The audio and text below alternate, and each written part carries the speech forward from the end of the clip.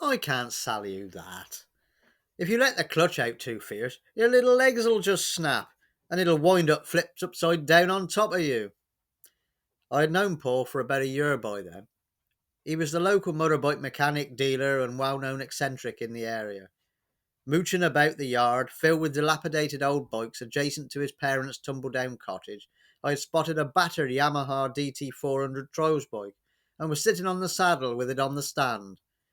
Cash in my pocket, saved up from my various schemes, I was looking for something more suited to off-road riding, rather than a now seriously knackered Gorelli step-through moped. "I got the money, Paul," I said. "Oh, well, in that case, then," adjusting his deerstalker hat, he proceeded to show me the starting procedure. In no time I had bought the thing and was away pushing it the half-mile home. For the rest of the afternoon I cleaned and tinkered with it on air drive, trying a few failed kickstart attempts with it on the stand. My being too short to do it so sat on the bike. Problem was I was not heavy enough to turn the engine over fast enough. Dad arrived home, took one look at the mouldering heap, dwarfing my 12-year-old self, and muttered, "You must be bloody kidding," before pushing it back round to Paul's.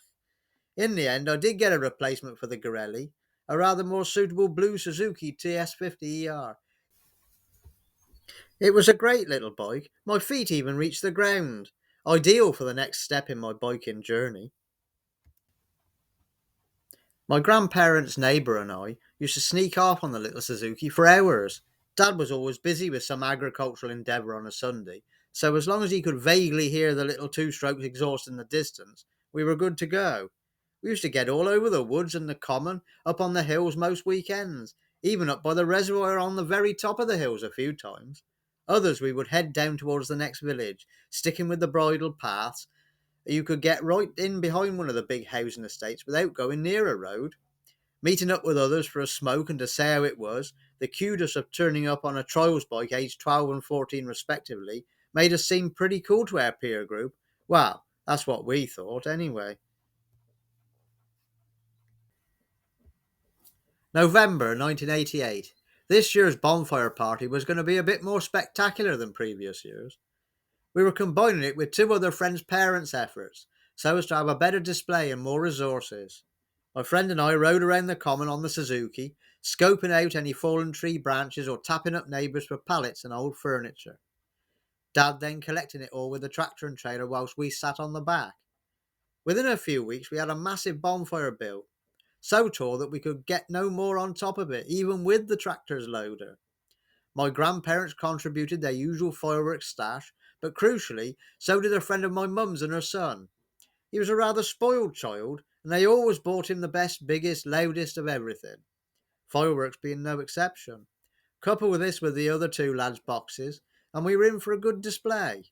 My mother and her friend did a small buffet, which was set out on the old Leyland hay lorry's bed, and it was parked in the shed, keep off the weather. I brought my old hi-fi out and prepared a few compilation tapes to play over the evening. Dad brought the fruit machine up from our garage and that was plugged in next to the buffet, just to get a few big quid back. Well, hopefully, anyway. I'd invited various people from school, the lads who came round to play snooker in the garage mostly, but also a few girls and some other friends. The night arrived and people started to turn up. The fire was lit and really went up wow. There were the usual tin pot fireworks of two farts and a puff variety, some air bombs that went better, but then came the turn of my mum's friends' contributions. Obviously vastly more expensive than our own efforts, these were more like organised display fireworks. The finale being this huge Catherine wheel thing, which necessitated my father and the lady's husband carrying it to the electricity pole halfway down the field and nailing it on.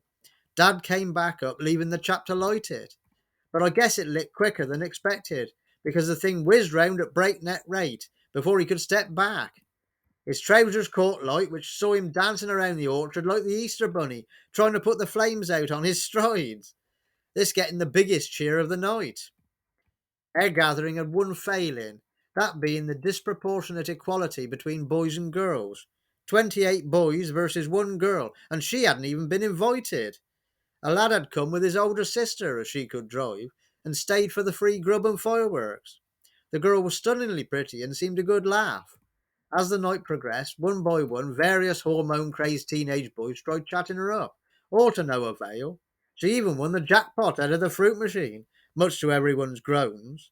I bumped into her again a couple of decades later, having a laugh about that evening, and she told me of now working as a bar manager and being in a civil partnership with a lady who ran a nursery. I guess those boys' chat up lines were really doomed to failure in the end.